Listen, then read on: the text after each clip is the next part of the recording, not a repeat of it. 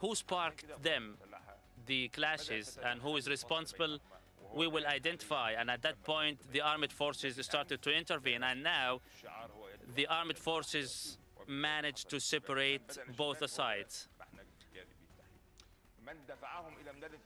Who pushed supporters of Mubarak to head to Tahrir Square? We will find out. Question. Answer. Most of the youth present at the moment are of 25th of January movement. Others are carrying other political agendas which are not patriotic agendas. Question.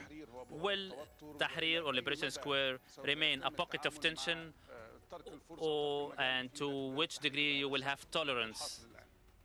Answer. I hope that the youth will receive my message that the state is genuine and there is no contradiction among the institutions of the state, and the state is keen on implementing and materializing the demands of the youth. To continue in demonstrations is nothing but further paralysis and further destruction of the state. We shouldn't, or needless to say, that the situation may be manipulated by others to carry out their own agendas. I regret to say that the daily economical losses cannot be calculated, and it is estimated that each sector within the state, from tourism to commerce, customs, all the state resources are incurring losses to almost 1/3. I say that 1 million tourists left Egypt over the past 9 days. 110,000 tourists were leaving Egypt every day. 1 million tourists in 9 days is a huge loss. You can imagine the losses, at least within the past 9 days, $1 billion only in the tourism sector. If we continue in this, we will ruin the state, not be demanding reform. Question. I am just conveying the message of the youth who will take to the streets on Friday with 2 key demands. First,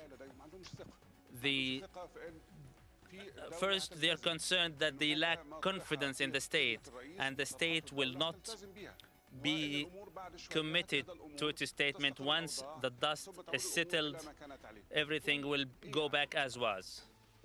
What's your reaction? Answer. I served personally with President Mubarak for years. I know him. He is an honest man. He is a man of his word. And when he says, he acts. And the statements made by President Mubarak in his last address and his promise to observe and abide to implement the reforms will be carried out by the letter. The youth must have confidence in the state. Egypt is a robust state, a state of an institution. It is the largest in the region, and it should restore its position, a leading state in the region. The youth must be aware that all their demands are responded to. So to continue rallying and demonstrating will not be due to the lack of confidence in the state, but to implement other agendas. Question. The other concern among the youth was the idea of stepping down. That's why tomorrow they will demonstrate. How do you respond? Answer. The demands raised by the youth were lawful, and they were responded to or answered. The issue of stepping down is an alien philosophy to the ideology of the people. And I don't think this is the characteristics of the Egyptian people. We all respect the father, the leader, Hosni Mubarak, and what he has offered the country over the past 30 years and the service he rendered to the homeland from the armed forces and as a president. To step down will be natural. He stated that he will not run the coming elections, and none of his family, as claimed by others, will be running the elections. The president will not run the election, nor will his son. The remaining period in his term will be the time during which the state will organize and implement the reforms until the power is transitioned. So to step down will be a call to chaos. There is no state without leader or president, and we cannot tolerate this. Question.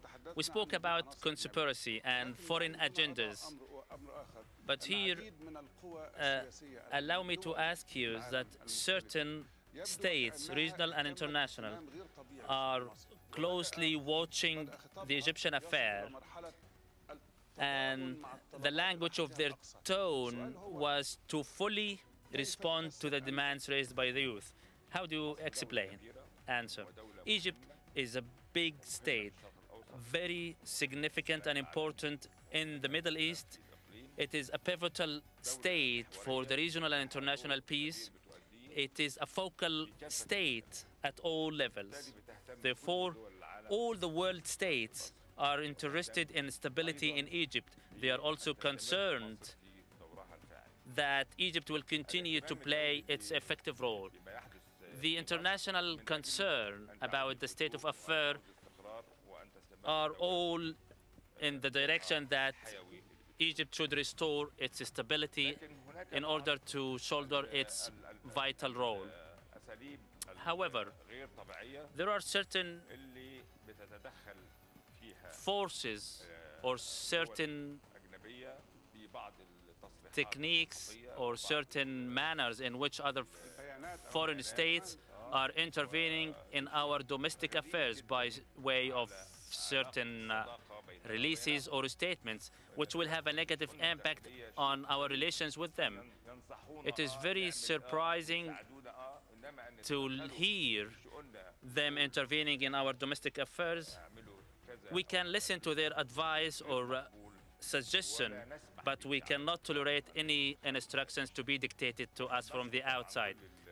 Meanwhile, we thank all the friendly states who offered to provide assistance to Egypt in this crisis.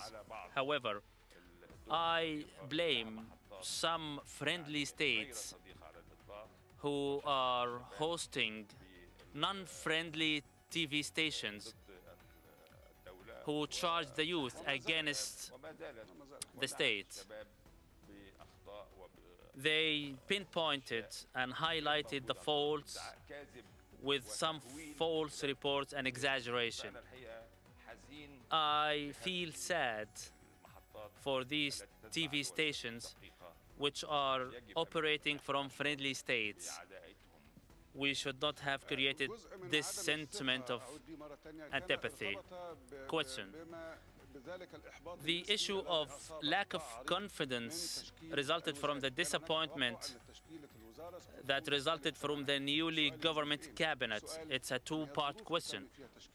How the new cabinet was formed and under what circumstances? The second part is, are the existing ministers and cabinet will remain in office no matter what? Answer. This cabinet was formed in very contingent and emergency circumstances in a very short and limited time. The selection of ministers was based on the fact that they were all specialized in their respective domains. The other ministers are also serving, experienced ones. At the same time, the people were angry towards certain businessmen serving in the cabinet, and that's why we ended their membership. And at any state, when a new member or minister or president is elected, his plans and policies should be put to test. So the government will remain functioning until the end of the term of the president. Question. The president also addressed in his speech that those behind the recent incidents who manipulated and took advantage of the movement of the youth to turn it into violence and clashes will be held accountable. Who and how will they be held accountable? Let's be clear. Will this also entail the police apparatuses? Answer. All who made mistakes will be penalized. The police personnel performed well in absolute integrity and honesty towards the people and the youth demonstrating on January 25th. But when clashes erupted between the youth and the police, they had to defend themselves. The number of massive rallies and the stampede towards the police personnel resulted in chaos, but the police apparatus had instructions not to fire live ammunitions towards the demonstrators. They had to retreat and go back to their camps. This does not necessarily mean they are not supposed to redeploy. Question. The state of chaos, which is, was seemed to be organized, storming prisons, etc. Answer. These are the outside forces and the militias serving outside agendas who targeted the police headquarters